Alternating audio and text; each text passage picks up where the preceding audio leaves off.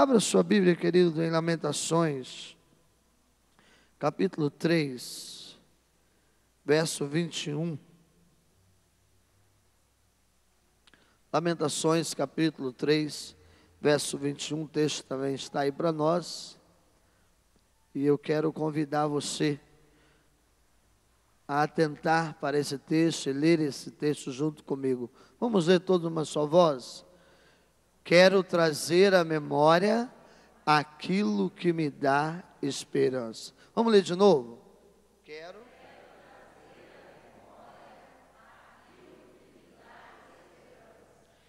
Amém. É tempo de trazer para nossa memória, para nossa mente, aquilo que realmente nos faz crer, aquilo que nos dá esperança diante de tantas dificuldades, de tantas adversidades desse tempo. É necessário fazer com que esse texto faça parte da nossa vida diária. Interessante que hoje, quando eu acordei, eu liguei a televisão, sempre ligo no canal, no jornal, e estava dando a previsão do tempo. Previsão do tempo. E é interessante, aí eu fiquei, aquilo ali mexeu comigo. Nós sabemos que hoje a previsão do tempo faz parte da vida de muitas pessoas. Muitas pessoas usam a previsão do tempo, pensam, como está o tempo, se vai chover, se vai fazer sol, se vai fazer frio. E isso é muito importante para a vida das pessoas, principalmente quem trabalha com embarcação, quem trabalha com avião, e você que vai fazer uma boa viagem, Quem um dia não parou para dar uma olhadinha na previsão do tempo, para ver se dá para ir para a praia, se não dá para ir para a praia, Se o tempo vai estar bom. E junto com as previsões do tempo, vem também as advertências, Se vem aí uma grande tempestade, nós precisamos ter cuidado, porque isso nos coloca em risco, não é isso? Se vai chover, há um foco muito grande nas propagandas, dizendo que você tem que cuidar do pneu do carro, o pneu tem que estar bom, tem que diminuir a velocidade, porque isso coloca as pessoas em risco. E a previsão do tempo é usada para muitas coisas. E pensando nisso, eu fiquei pensando sobre a previsão dos tempos que nós estamos vivendo. E eu fui para a palavra de Deus e eu percebi quantas previsões feitas nas Escrituras Sagradas para o tempo que nós estamos vivendo. Quantas previsões feitas, reveladas a nós nas Escrituras Sagradas há muito tempo para os dias que nós estamos vivendo. E a minha pergunta é: o que nós estamos fazendo diante da previsão de Deus para nós, desses dias que nós iríamos enfrentar e desses dias que nós estamos enfrentando? É interessante que, quando nós olhamos para a previsão dos finais dos tempos, e por que não dizer desse tempo que nós estamos vivendo, você vai descobrir que as previsões não são as melhores. Não são as melhores. Há um perigo, o tempo está ruim, a coisa está feia. E aí eu comecei a buscar alguns textos bíblicos, e eu descobri que, na previsão do tempo, Jesus disse que, olhando para esse tempo, que nos finais do tempo nós íamos encontrar um tempo de guerra, de muita guerra. O tempo, nos finais dos tempos, nós iríamos ouvir falar de rumores de guerras, países se levantando contra países, pais se levantando contra filhos, mães, grandes conflitos. E nós temos vivido exatamente esse tempo revelado por Jesus em Mateus capítulo 24, um tempo em que nós iríamos olhar e iríamos ver a nossa nação em grande conflito. Uma das guerras que mais mata hoje é a guerra estabelecida dentro do nosso país, que é a chamada Guerra Fria. A Guerra Fria é uma das guerras que mais mata. O Brasil mata mais gente na chamada Guerra Fria, né? Em assassinato, como os que nós presenciamos ontem aqui dentro da nossa cidade, de um empresário, meninos que morrem nas drogas, guerra entre pessoas do tráfico. Hoje, uma das guerras que mais matam é a Guerra Fria. E nós estamos vivendo esse tempo. E isso foi previsto por Jesus. Nação se levantará contra nação, reino contra reino, fome, terremotos, perseguições. Jesus disse que no final dos tempos nós teríamos perseguições. Naquele tempo, muitos ficarão escandalizados, trairão e odiarão uns aos outros. As pessoas andarão com o coração cheio de ódio, sem confiança uns nos outros. Irmãos, ontem eu me deparei com um vídeo. Obrigado, Pedrinho. Deus abençoe a sua vida, tá, irmão? Amém. Que nunca falte água lá na sua casa. Irmãos, ontem eu vi um vídeo ontem no Facebook que eu chorei. Eu não tive como me conter diante daquilo. Um menino de 10 anos em Vitória, 10 anos, a idade do Juan, irmãos. Ele foi pego com 2,38 na cintura. E sabe o que ele falou com o repórter? E quando o repórter foi entrevistar ele, ele falou assim: eu atiro mesmo, eu mato mesmo, eu vou ali conversar com o juiz, e eu vou sair por essa porta e vou continuar fazendo a mesma coisa. Senhor, tenha misericórdia. Esse é o mundo, esse é o tempo que nós estamos vivendo. E o pior de tudo isso, que enquanto os policiais, irmãos, prestem atenção nisso, enquanto os policiais estavam fazendo a papelada deles, o conselho tutelar botou o menino na Kombi, estava levando de volta para a família. E a humanidade está carregada desse ódio, dessa coisa maligna, prevista para os finais do tempo. Jesus disse que nos finais dos tempos, na previsão de Jesus,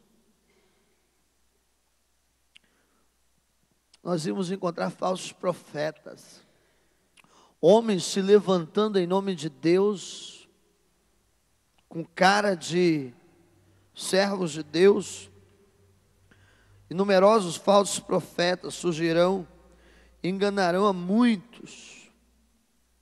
Irmãos, quantos homens caluniadores, mentirosos, têm se levantado em nome de Jesus, têm se levantado em nome de Deus nos últimos tempos.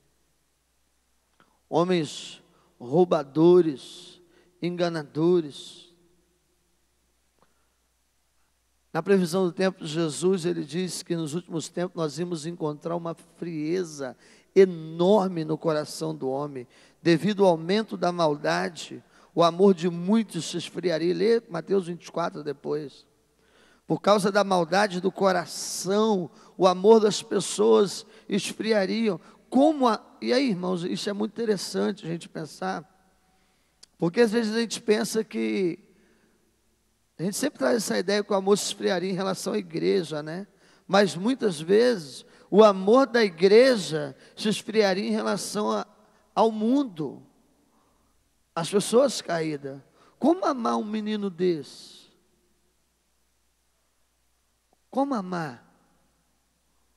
É disso que Jesus estava falando, que por causa, veja Jesus dizendo, olha, devido ao aumento da maldade, olha como que a maldade cresceu. Um menino de 10 anos, vocês tinham que ver a entrevista, de repente alguém recebeu no Face aí, olhou. A entrevista do homem que foi assaltado pelo menino. O homem disse assim: ele era o mais violento de todo. Ele quebrou o cordão no pescoço da minha filha. Como amar essa criança? Jesus disse que o nosso amor se esfriaria por estes também. Porque como amar uma criança dessa? Jesus diz em 1 Timóteo capítulo 4, verso 1. Abra sua Bíblia aí, irmão, dá uma conferidinha comigo. 1 Timóteo, alguém lê para mim. 1 Timóteo capítulo 4, versículo 1. Veja a previsão de Jesus para os últimos dias. Quem lê para mim?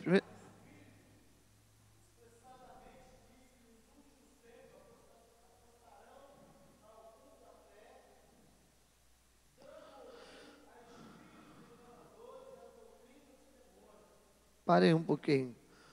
Jesus está dizendo que nos últimos dias, muitos abandonariam a fé, perderiam a fé. Perderiam a fé.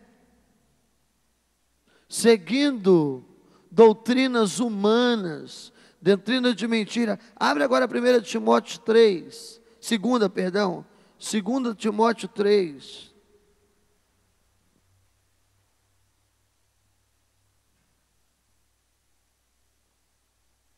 Vamos ler. Atente aí o versículo 1 a 5. Saiba disso, nos últimos dias sobrevirão tempos terríveis.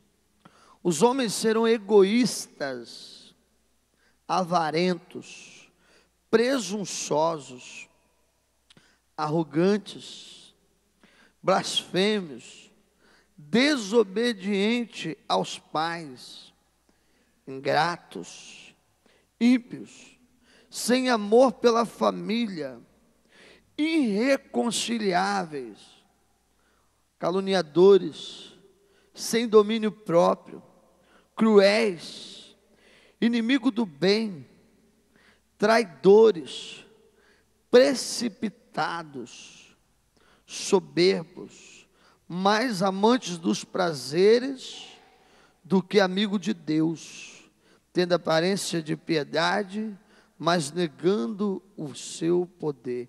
Afaste-se destes também. Querido, será que tem gente assim? Será que você encontra gente assim? E diante disso, dessa ideia de previsão do tempo aí, que parece meio doida, né?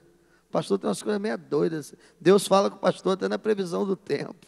O pastor tem umas coisas. Eu fiquei me perguntando, sabe o quê?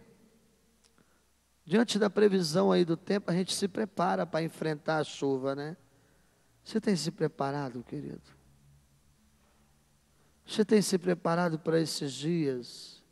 Querido, nós paramos e nós oramos, e a nossa oração é sempre assim: Senhor, muda a situação. Mas eu tenho me perguntado para Deus, porque Jesus disse em Mateus 24, que era necessário que essas coisas acontecessem, para que viesse o fim. Para que viesse o fim. E se Jesus disse isso, vão lá para Efésios 6. Abre a sua Bíblia em Efésios capítulo 6.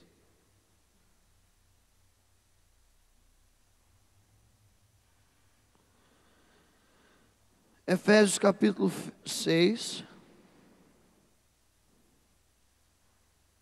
versículo 10.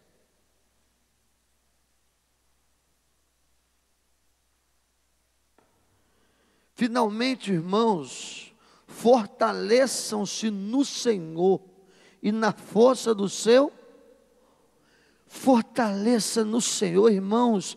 Trazer a esperança, trazer à memória aquilo que nos dá esperança, é restaurar a intimidade com Deus, é restaurar a vida no altar, é ter todo dia um relacionamento, saber que nós iremos passar por essas coisas, mas nós somos mais que vencedores por aquele que nos amou. Passar a trazer esperança é entender o que o texto continua dizendo em Lamentações, que eu quero ler com você. Mas antes, veja aqui, ainda em Efésios capítulo 6, o que o versículo 19 diz. Versículo 20, versículo 19.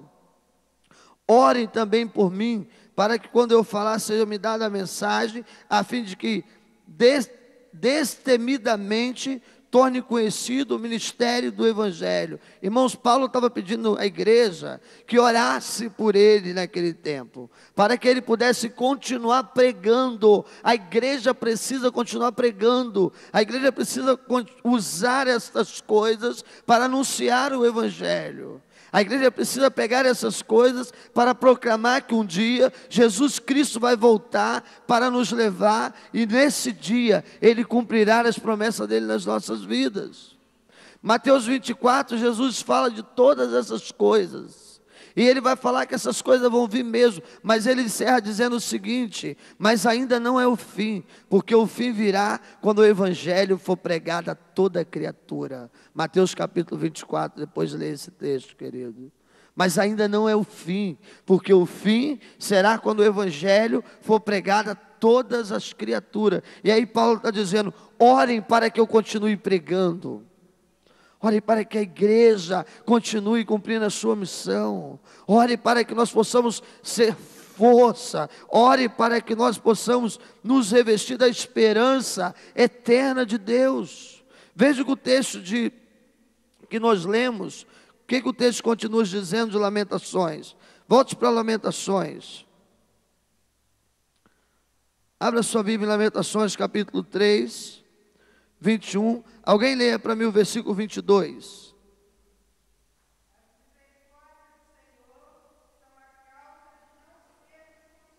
Aleluia, glória a Deus. Amém. A única motivo de nós estarmos aqui de pé é porque as misericórdias do Senhor se renovam sobre as nossas vidas todos os dias.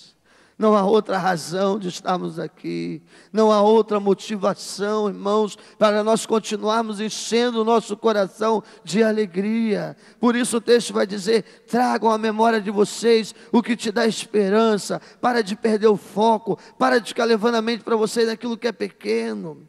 Deixe que o Senhor enche o coração de vocês, que o Espírito Santo enche a vida de vocês. Querido, deixa eu dizer uma coisa para você. O diabo tem trabalhado todos os dias, para que nós perdemos o foco, para que a nossa mente não encontre esperança. O diabo trabalha todos os dias para que os crentes venham na igreja e voltem para casa e não sabem nem o que o pastor pregou. Tem gente que chega lá embaixo, a pessoa fala assim: pastor, o culto foi uma benção. Estava tão alto o som que eu nem ouvi o culto. Não consegue colocar o que dá esperança. O foco está em outras coisas. Pastor, mas está gelado? Está mesmo. E os irmãos que tem que cultuar lá no Alasca. Já pensou? Né? Tem gente cultuando aí abaixo de 3 graus. Tem gente cultuando lá no meio do mato, onde o mosquito está mordendo. E esse povo... Então, querido, traga à sua mente aquilo que te enche de esperança, aquilo que é a palavra de Deus, aquilo que é a promessa de Deus para a sua vida. Nós precisamos lembrar que Jesus disse que estaria presente em todos os momentos da nossa vida. Passamos por luta, passamos por provas, passamos, mas há um Deus presente na nossa vida que tem cuidado de nós, que tem nos sustentado, porque eu sou Deus, eu te sustento com a destra das minhas mãos. Não temas, eu sou teu Deus. Promessa de Deus para nossas vidas. Precisamos trazer à nossa memória o que Jesus vai dizer em Tiago capítulo 1: e aquele que vencer receberá a coroa da vitória. Receberá a coroa da vitória. Tende por grandes alegria ao passar por provação, porque a provação da vossa fé produz o quê? Esperança. Tiago capítulo 1. Precisamos trazer à memória o que ele disse. Ainda que as aflições desse tempo sejam muitas, muitas, elas não podem ser comparadas com a glória que a nós há de ser revelada. Glórias a Deus, irmão, eu creio nisso. Eu não sei se você crê, queridos, mas eu creio nisso. Eu creio que ainda que passamos por lutas, ainda que passamos por provações, as aflições desse tempo não podem ser comparadas com a glória que a nós há de ser revelados. Versículo 24 e 25 do texto que lemos diz: a minha porção é o Senhor, diz a minha alma, portanto eu esperarei nele. Bom é o Senhor para os que esperam por ele, para a alma que o busca. Bom é o Senhor para aqueles que confiam nele, para aqueles que entregam a sua vida a ele. Queridos irmãos, deixa eu dizer uma coisa para você nessa noite. Quando você estiver passando por uma luta, por um problema, por uma dificuldade, traga à sua memória aquilo que te dá esperança. Traga à sua mente as promessas de Deus sobre a tua vida. Traga à sua mente uma palavra que um dia Deus usou alguém para trazer para você. Uma palavra de encorajamento, uma palavra de verdade, uma palavra de bênção na tua vida. Tire da sua mente tudo que te coloca para baixo, tudo que te impede de ver a glória de Deus. Tire do seu coração tudo que impeça o agir de Deus na sua vida. Peça ao Senhor para encher a sua mente de esperança, de alegria. Lembre daquilo que Deus já fez por você. Traga à memória os milagres já operados na sua vida. Certamente você já teve uma experiência com Deus. Certamente um dia um milagre já aconteceu com você. Certamente um dia você já teve uma resposta de oração ouvida. Então, se hoje alguma coisa está difícil, lembra que o Deus é o mesmo, porque Ele não muda. Queridos, parece loucura, mas toda vez que eu estou passando um problema, e eu passo problema, tá, irmão? O pastor passa problema também. E como passa? Toda vez que eu estou passando um problema, toda vez que eu estou passando uma luta, eu olho para Deus e eu lembro do dia que o Senhor me visitou lá numa UTI. E eu lembro de um homem que foi lá e falou assim comigo, no dia que eu estava assim, derrubado. Ele falou assim: um dia você vai louvar ao Senhor por esse tempo que Deus está dando a você hoje. E hoje eu louvo ao Senhor, porque aquele tempo me fez crer que há um Deus que cuida da minha vida acima de todas as coisas. Talvez você já tenha passado por dias muito piores do que o que você está vivendo hoje. Os dias muito mais difíceis. Mas as nossas mentes às vezes esquecem dessas coisas e perdemos a esperança por tão poucas coisas. É tempo de você trazer na sua mente aquilo que te traz esperança, aquilo que te faz ver as promessas de Deus novamente, aquilo que te faz continuar crendo que Deus há de cumprir aquilo que Ele prometeu na sua vida, ainda que não nesse tempo, mas Ele há de cumprir, porque Ele é Deus. E o que Ele promete, Ele cumpre. O que Ele há de fazer, Ele vai fazer, querido. E que você possa esperar no Senhor, porque somente no Senhor há esperança para este mundo. Somente no Senhor há esperança para o mundo que está morrendo sem Jesus. O governo não dá jeito mais na droga. Não dá, querido. O governo não dá jeito mais drogas. O governo não dá jeito mais na criminalidade. O governo não dá jeito mais em nada. Somente Jesus pode mudar a história da humanidade. Portanto, a esperança está em Jesus Cristo. Que você possa sair daqui nessa noite com essa esperança no seu coração, que Deus ainda continua no controle de todas as coisas. Pai, obrigado por essa palavra do Senhor, que vem em direção à minha vida e certamente vem em direção à vida dos seus filhos. Ó Deus, que o Teu Espírito Santo encha os Teus filhos de esperança, que nós possamos nos regozijar na certeza, ó Deus, de que o Senhor tem cuidado de nós, em nome de Jesus.